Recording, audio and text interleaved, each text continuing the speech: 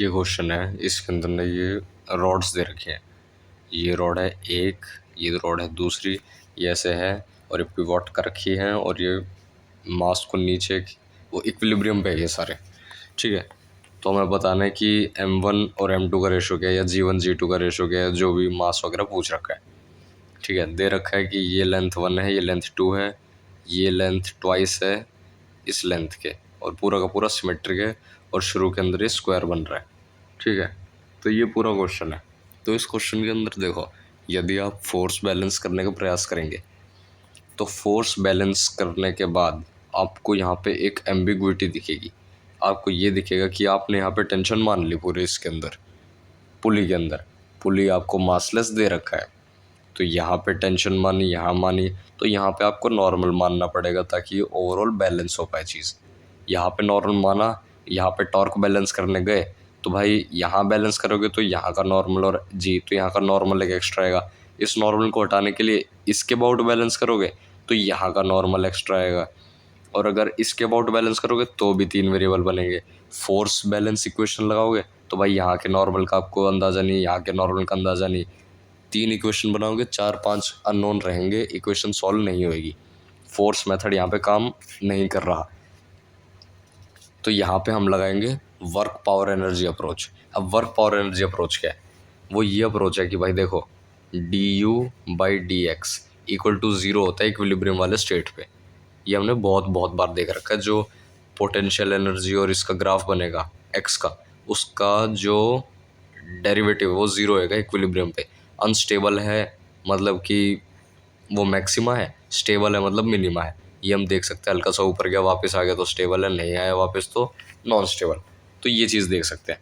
तो यहाँ पे हम ये वाला फंडा लगाएंगे। अब ये वाला क्यों लगा रहे हैं भाई? देखो, अल्टीमेटली ये आती फोर्स ही है, लेकिन फोर्स हम डायरेक्टली नहीं निकाल पा रहे, लेकिन हम डायरेक्टली पोटेंशियल एनर्जी निकाल सकते हैं, या पोटेंशियल एनर्जी का चेंज। यहाँ पे ये है मर्म की बात। इसको थोड़ा सा एक्स डिस्प्लेस करो। अगर ये स्टेबल इक्विलिब्रियम है, जो होगा ही, क्योंकि स्टेबल इक्विलिब्रियम आपको दिख रहा है, ये ज़्यादा नीचे जाएगा, मान लो इसकी टॉर्क जो भी हो, ये जैसे नीचे जाएगा तो ये वापस घूम फिर के वापस इधर आ ही जाएगा। ये आपको दिख रहा है, आपको फील आ रही है कि भाई ये स्टेबल इक्विलिब्रियम रहेगा, अनस्टेबल ये रह नहीं सकता, क्योंकि एम जी देखो दोनों पे सेम ही रहेगी। तो ऐसा एम जी की प्रॉपर्टी है नहीं कि एम जी नीचे जाएगा तो ज़्यादा बढ़ जाएगी तो इसको वापस धक्का मार देगी। ये स्टेबल इक्विलिब्रियम रहेगा only and only due to torque balancing. तो हमें पता है स्टेबल इक्विलिब्रियम है, तो यानी कि हल्का सा इसको डिस्प्लेस किया तो वापस इधर ही ऑसिलेट करता रहेगा। ये यूं कहो, हल्का सा डिस्प्लेस करने के बाद भी इसकी जो एनर्जी होगी वो ज़ीरो ही रहेगी। ठीक है, क्योंकि एक्स के अंदर हल्का सा आगे चले तो एक्स के अंदर हल्का सा आगे जाने के बाद भी पोटेंशियल एनर्जी ज़ीरो ही रहती है। तो ये जो कॉन्सेप्ट है कि इक्विलिब्रियम के अंदर आगे पीछे हल्का सा जाने से एनर्जी के अंदर चेंज जो है ज़ीरो ही आता है, या फिर नेग्लिजिबल आता है, ये यूं कहो उसका जो डेरिवेटिव है वो ज़ीरो आता है पोटेंशियल एनर्जी वाले ग्राफ का। तो इसको यूज़ करेंगे हम यहाँ पे। तो यहाँ पे भी इसको कैसे यूज़ करोगे? तो मान लो कि ये जो पॉइंट है, ये वाला जी, इसको आपने एक्स से ऊपर कर दिया डिस्प्लेस। इसको एक्स से ऊपर डिस्प्लेस किया, या एक्स को इससे मत करो। पता है क्यों मैंने इसको क्यों नहीं किया जो पहले मैं कर रहा था? मेरे को दिख रहा है भाई ये एक्स से किया ना तो ये x/2 से नीचे जाएगा, तो ये बाई 2/3 इन चीज़ों में मत खेलो। क्योंकि जब ऊपर न्यूमरेटर में चीज़ें होती हैं ना तो हम फिर भी कर लेते हैं, जब डिनोमिनेटर में फ्रैक्शन में चीज़ें आती है ना उसमें कैलकुलेशन मिस्टेक के बहुत ज़्यादा चांस है। तो उसके ऊपर मत जाओ, एफ वाले फोर्स को ही थोड़ा नीचे करो।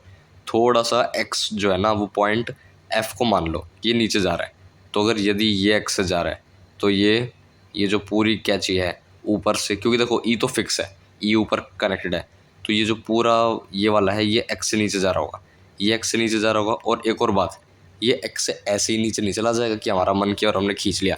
ये जो ए और बी पॉइंट है ये पास पास आएंगे, एंगल थोड़ा सा चेंज होगा, और जो एंगल चेंज होने के कारण है उसके कारण ये नीचे आएगा। और आपको एक और बात यही पता है कि ये और ये एक ही रॉड है और यहाँ पे इनको फिक्स कर रखा है, तो जितना एंगल ये चेंज होगा उतना एंगल ये चेंज होगा, और जितना ये सिमेट्री की वजह से उतना ये और ये। यानी कि अगर ये एक्स से नीचे जा रहा है तो ये अपनी वजह से एक्स से नीचे जाएगा, प्लस जो ऊपर वाला है एक्स की वजह से है, तो ये जो नेट है ये 2x की वजह से जाएगा, 2x नीचे जाएगा। मतलब मेरी बात समझने की कोशिश करो, ये एक्स नीचे, तो ये एक्स नीचे गया अपने शेप चेंज होने की वजह से, तो ये भी एक्स ही नीचे जाएगा अपनी शेप चेंज होने की वजह से। लेकिन ये ऊपर वाला जो है ये भी एक्स नीचे आ गया, तो नेट जो ये जे पॉइंट है ये 2x नीचे आ गया, और जी पॉइंट जो है ये 3x नीचे आ गया। यानी कि एम एम कौन सा है ये, M1, हाँ, M1 into g into 3x equal to, ये अगर x नीचे है तो ये 2x ऊपर जाएगा, क्योंकि ये 1:2 दे रखा है क्वेश्चन के अंदर। तो ये 1:2 है, तो ये x नीचे ये x ऊपर, वो 2x ऊपर, तो ये इक्वल टू होगा M2G into 2 into G into x, ये 2x यहाँ पे, तो कट के तो मैं M1/M2 इक्वल टू 2/3 आ गया, जो है हमारा आंसर। ये वाला ए, ये गलत है, ए है इसका आंसर। ठीक है, तो ये थी इस क्वेश्चन की ऑटोप्सी। तो इसके अंदर देखो आप एक लाइन में ये आंसर निकाल सकते हो। समझाने में टाइम लगता है, कॉन्सेप्ट सीखने में टाइम लगता है, लेकिन एक बार समझ में आ गया भाई वर्क पावर का लगाना है। अच्छा एक्स से नीचे जा रहा है, ये एक्स से, ये 2x से, ये 3x से, ये 3x से नीचे जा रहा है, अच्छा ये एक्स से जा रहा है, 1:2 है, ये 2x ऊपर जाएगा, अच्छा 3 और 2 का रेशो आएगा, आंसर बिना कॉपी पेन के आंसर। ये करोगे भाई एडवांस के पेपर में। एडवांस के पेपर में अगर ऐसे बैठ के ऐसे क्वासी साइंस करनी है तो अभी आपको कॉन्सेप्ट समझना पड़ेगा। तो ये है इसकी पूरी ऑटोप्सी।